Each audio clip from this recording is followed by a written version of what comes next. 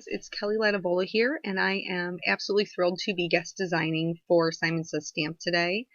I have used lots of fun Simon products that have recently come out, and we're going to be using the couple different stamp sets. This is the Big Joy stamp set, and then the Autumn Blessings, which is Simon Says Stamp and Clearly Besotted, and then the Big Add-ons, which matches that Joy. So I'm starting with some tumbled glass distress ink, and this is just to give my cardstock just a little bit of color, just a little something in the background.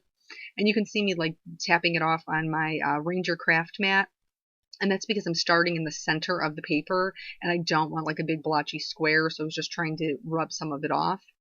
From here, I'm going to start stamping. I used green, red, and like warm grays.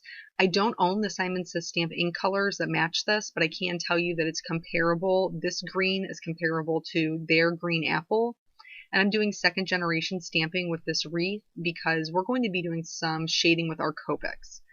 So I wanted to replace that O in the middle of Joy with the wreath. I just thought it would be just a fun way to get a little bit more out of the stamp set.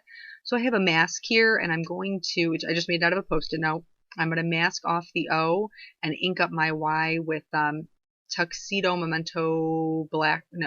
Tuxedo Black ink. There we go.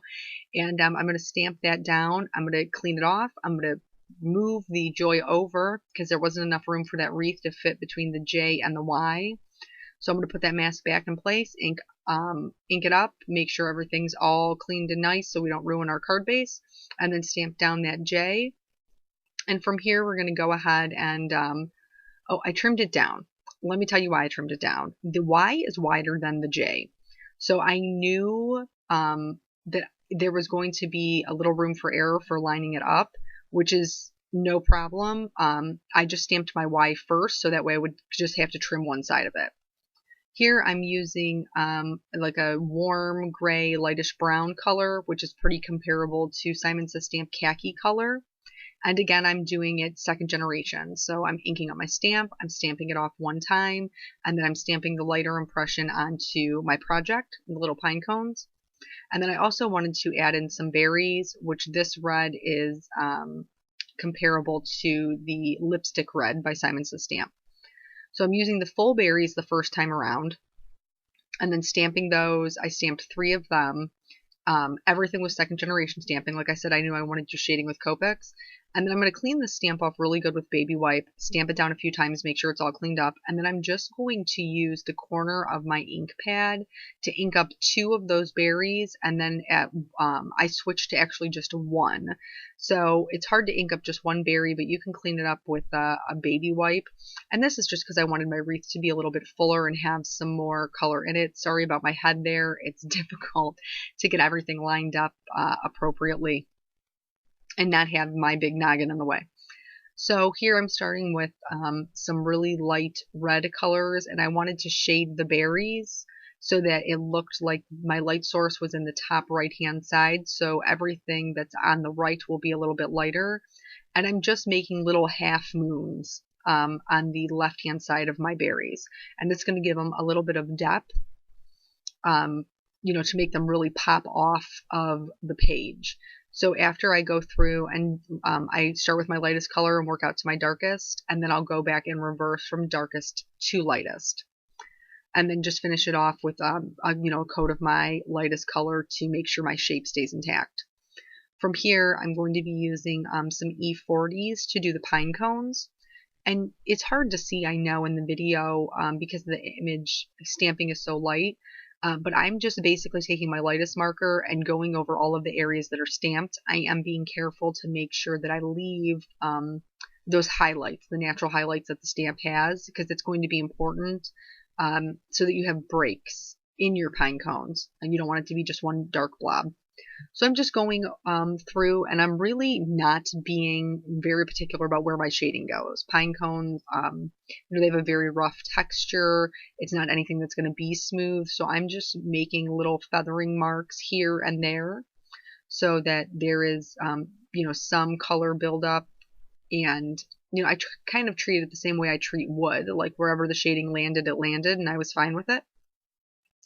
So I'm going again back through from my darkest to lightest and then lightest back out to my darkest, and then I'll finish the whole thing off, including the highlighted areas, with my lightest color. And feathering works really well. The feathering techniques work really well to do things like this because, pine cones are prickly and they do, you want to, create that texture. So using short feathering strokes, a light hand with just the tip of your marker is really going to give them some depth and some shape. So this one I decided to show you twice. I know when you're maybe doing something you haven't done before, it's good to see it multiple times. And I'm sure you're all sitting there thinking like that, oh, well, it looks so easy because I know what I'm doing. I promise you that this is easy.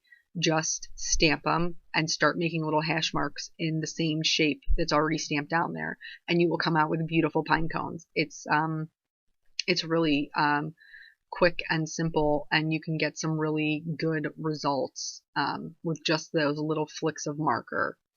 And there's sometimes, that I went out of the stamped lines. It's not a big deal. Like or it's supposed to be more organic. Then after those were all done, I colored all 3 sets of them. I moved on to the actual leaf portion of the wreath with some YG markers. And again, I'm going to start with my lightest color. I'm just using light flicking motion, very light pressure. And then I'm working from the center out. So the darkest part of my leaves is going to be in the center and closer to like those pine cones. Because if they were actually in a wreath, you would have some darker shadows there. So this one I only showed you just the one leaf because it's, I did the same thing over and over again. But I just really love, it's like a classic, Christmas combination, red and green. I love the way those little pine cones fill in the wreath so nicely. This set is just extremely well designed, and it makes it super easy to put something together that looks like it took hours when it really did not. And adding the Copic shading helps, to make it your own, which I'm a huge fan of.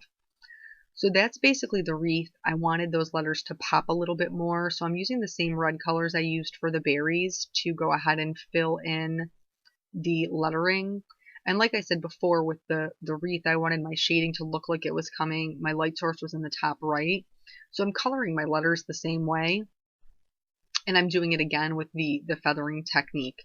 So the darkest shading will be on the left-hand side, using a pretty light hand to just do some flicks of color. And I try to keep my lines, when I'm doing the feathering, pretty organic.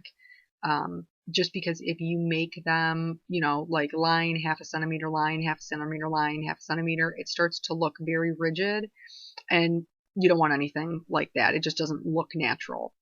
So I wanted everything to pop. I decided I was going to give it a little bit of a shadow with my C markers, and I'm doing C5, C3, and C1 to blend it out, and I did it to all of them. I'm only showing you the J, but I did it to everything, including the wreath, just to give it a little bit of dimension.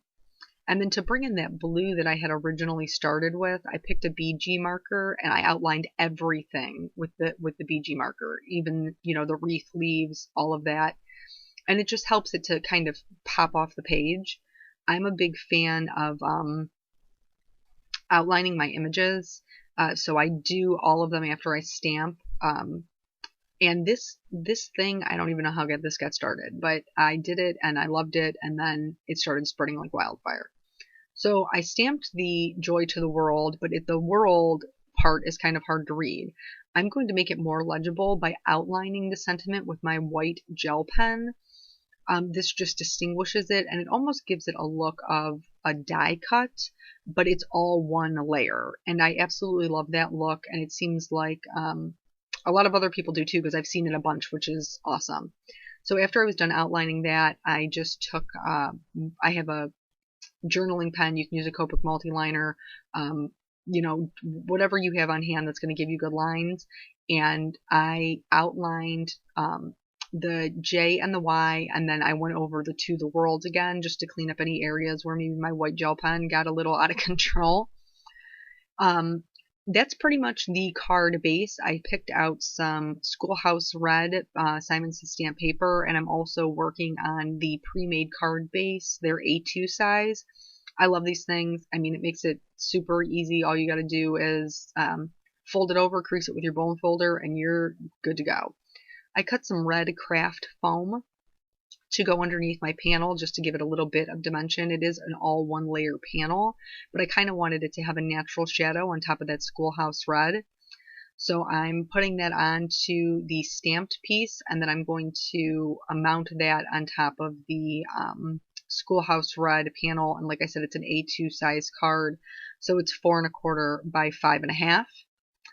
And yeah, so I really love the way that the card came out. I think it's super pretty. It'll mail nicely because it's all one layer, nice and easy. So I'm using Tombow Mono Multi Glue. That's my favorite kind of adhesive to use because it stays wet long enough for you to kind of like squish things around and make everything all lined up and pretty. And I haven't had any issues with this, in my craft foam. I just make sure that I get the corners really well before I adhere it down. And then I just popped that up on top. I wanted to add a little bit of a highlight to my berries and to my pine cones, so I went back in with my white gel pen. And for the pine cones, I just did like little dashes, and for the berries, I did dots.